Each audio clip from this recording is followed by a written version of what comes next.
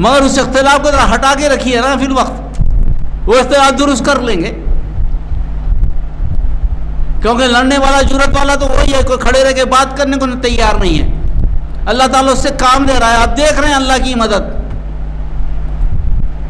ایسا طیارہ جو دکھائی نہیں دیتا،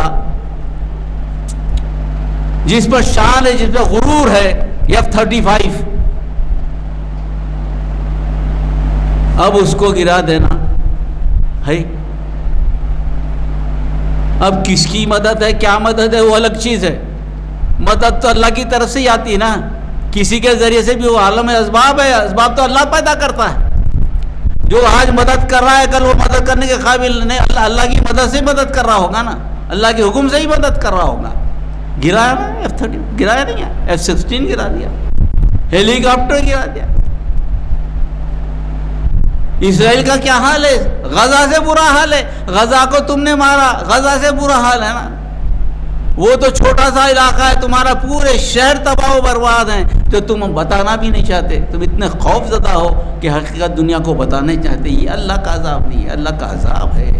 اور مسلمانوں کے لیے سوچ و فکر کی اللہ تعالیٰ موقع بھی دے رہا کہ سوچو، ذرا غور و فکر کرو، اللہ کی مدد کیسے آتی ہے۔ اللہ کی مدد ان کو آتی ہے جس میں جرأت ہو، جس میں لڑنے کی صلاحیت ہو، جو مومن ہو۔ جیسے فرعون کے دربار میں جب موسیٰ علیہ السلام کو قتل کرنے کا منصوبہ بنایا گیا، ڈرایا گیا، تو یہ ایک مومن ہے جس کا ذکر سورہ مومن میں کھڑا ہوا، بولا کیا تم ان آدمی کو مارتے ہو جو تم کو اللہ کی طرف بلاتا ہے؟ اس کا کیا قصور ہے؟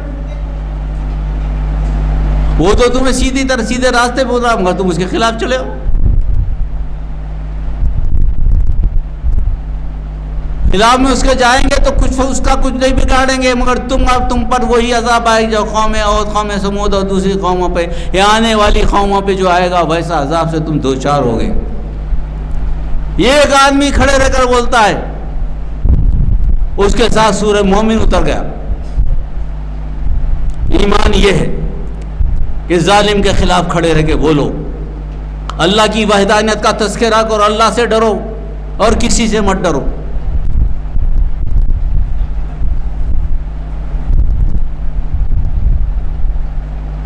تخشونی ولا تخشوہم، میرے سے ڈرو، اس سے مت ڈرو۔ یہ چیز جو ہے آج ایک بار پھر اللہ تعالیٰ علامہ اقبال کے اس نہ جانے اللہ تعالیٰ کس کو کیا دیتا ہے، کس پہ کیا راز اگل دیتا ہے، کس کے شرح صدر ہوتا ہے، اللہ کو معلوم۔ انہوں نے جو شعر کہا تھا اس وقت لیگ آف نیشن کے لیے، آج وہ شعر کی تکمیل ہو رہی ہے، آج وہ شعر کی تکمیل ہو رہی ہے۔ تہران و گر عالم مشرق کا جنیوا، جیسے لیگ آف نیشن جنیوا میں قائم ہوئی تھی، اگر اسلامی دنیا کی لیگ آف نیشن تہران میں قائم ہو جائے تو آپ نے کہا شاید کرۂ ارض کی تقدیر بدل جائے۔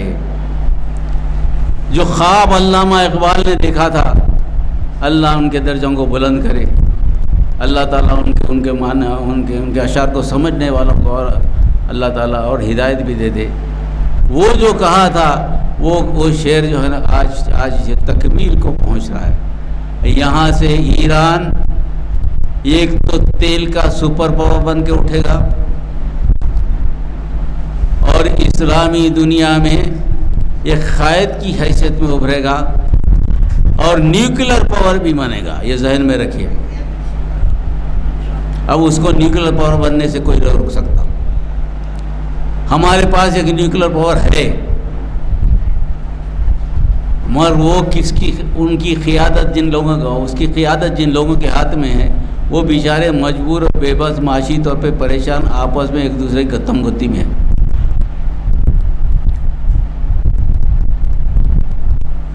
تو یہ اس اعتبار سے اگر آپ سوچیں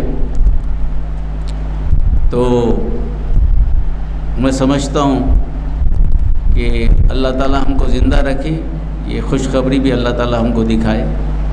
اللہ تعالیٰ سے دعا ہے، کیونکہ اب نکاح کا وقت بھی ہے، انشاءاللہ اس کو مزید کوئی لیکچر میں جب کامیابی ہوگی تو پھر بات کریں گے کہ کس طرح سے منگول کی تاریخ جو ہے نا ایران سے دہرائی جا رہی ہے. ایران تو اپنا مسلم ملک ہے، منگول تو غیر مسلم تھے، ان کو بنائے، ان کو دوسرا بنائے. تو اللہ تعالیٰ اور یقینی طور پر اس کا اثر ساری دنیا پہ پڑے گا. ورلڈ آرڈر بدل گیا ہے. اب مسلمانوں کے خلاف کوئی بھی کس دنیا کے کسی حصے میں بھی ظلم و زیادتی کرنے سے پہلے لوگ سوچیں گے، جس میں ہمارا ملک بھی ہے. اس کو الگ کر کے نہیں دیکھا جا سکتا. بس اللہ سے دعا ہے کہ ہم کو سمجھنے کی توفیق عطائے. ربنا انا نسألک فی خیر انا نسألک من خیر ما سألک من نبیک محمد صلی اللہ علیہ وسلم ونعوذ بک من شر ما استعاذک من نبیک محمد صلی اللہ علیہ وسلم وانت المستعان وعلیک البلاغ لا حول ولا قوة الا باللہ. صلی اللہ تعالی علی خیر خلقہ وآلہ وصحبہ اجمعین. سبحان ربک رب العزۃ عما یصفون وسلام علی المرسلین والحمد للہ رب العالمین. السلام علیکم ورحمۃ اللہ وبرکاتہ.